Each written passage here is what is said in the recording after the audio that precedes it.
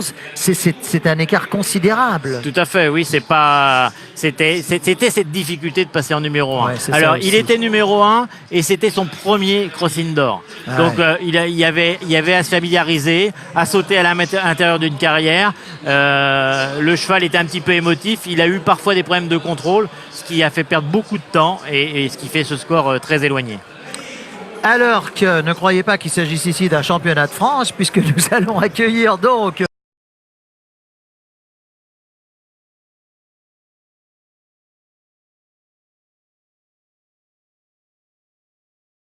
Hermosa, c'est pour les femmes, Hermoso, c'est pour les hommes.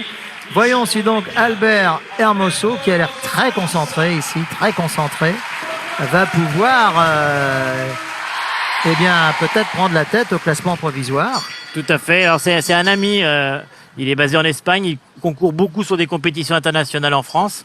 C'est un des piliers de l'équipe espagnole. Il participait aux Jeux Olympiques de Rio de Janeiro. Il était présent. Là, il monte un nouveau cheval sur ce style d'épreuve, Kilat 3253, qui est un cheval gris de 10 ans. Donc c'est un cheval qui découvre un peu ce niveau d'épreuve. C'est un cheval magnifique d'ailleurs. Oui, magnifique. Souvent on aime beaucoup les chevaux gris. Les chevaux gris sont très plaisants. Ouais, c'est depuis Napoléon. Sûrement. Non, mais je pense. Vous savez que le cheval de Napoléon était blanc, mais là je ne vous apprends rien. Non. Donc voilà, c'est parti pour Hermoso. Voilà, Albert est parti. Oui, là il y a moyen de tourner un tout petit peu plus court dans la trajectoire. Un peu comme le pilote. Là tout à l'heure on était sur les skieurs, mais on est aussi comme le pilote de Formule 1. En dérapant un peu à gauche, on perd du temps. Donc il a fallu couper à la corde pour garder un angle. Je suis certain que nos champions en fin d'épreuve vont réaliser des courbes beaucoup plus fines. Voilà, ça va bien. La première banquette, la première question. Le saut de puce, on redescend aussitôt. L'obstacle arrive très vite, il n'est pas large. Alors, Nelson, quand un obstacle n'est pas large, il faut arriver suffisamment près. Ça veut dire que l'endroit où le cheval va décoller, il faut que ça soit près de l'obstacle. Parce que si vous êtes loin de l'obstacle et vous lui demandez de décoller, vous prenez le risque qu'il passe à côté.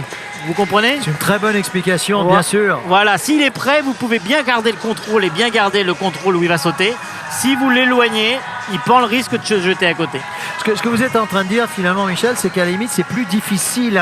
Alors qu'ici, voici notre obstacle favori.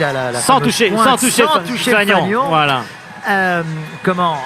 C'est peut-être plus difficile un obstacle très peu large qu'un obstacle. C'est beaucoup plus difficile. C'est beaucoup plus difficile parce que l'autre, vous pouvez arriver avec plus de vitesse. Si le cheval se décale d'un mètre, vous êtes toujours dans l'axe et vous allez toujours sauter. S'il se décale d'un mètre sur un obstacle directionnel, c'est terminé. Lui, c'est un des rares qui revient sans faute.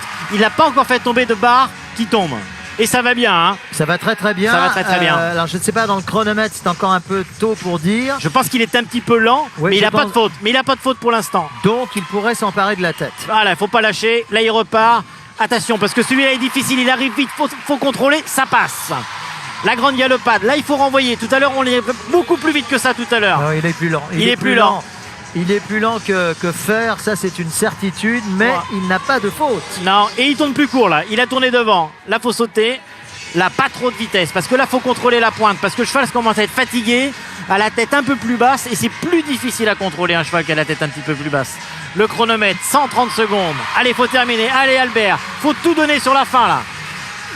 Il manque un peu de galop pour pouvoir aller chercher la victoire. Alors, 22 points. Ah non, ça ne suffira pas. Il sera donc troisième au classement provisoire. C'est très serré. Hein. C'est très serré. C'est très serré. Mais je pense que on va avoir on n'aura peut-être pas on n'aura pas de cavalier avec le temps zéro, mais on va avoir des cavaliers avec des 10 points, je pense. On va pouvoir gagner 10 secondes. Parce que tout à l'heure, dans des trajectoires, parce que les cavaliers actuellement sont installés dans les tribunes et regardent tout se passe, mémorisent où passent les autres chevaux en se disant si je gagne un mètre ici de trajectoire, je vais gagner une seconde, puis je vais gagner une seconde. Là, l'intérêt dont vous parliez il y a quelques minutes du tirage au sort. Tout à fait. C'est tout à Et de nouveau, un intéressant parallèle avec le ski. Tout à fait. Où on peut voir, notamment en slalom, ce que font les autres skieurs avant vous. Oui. C'est un vrai avantage.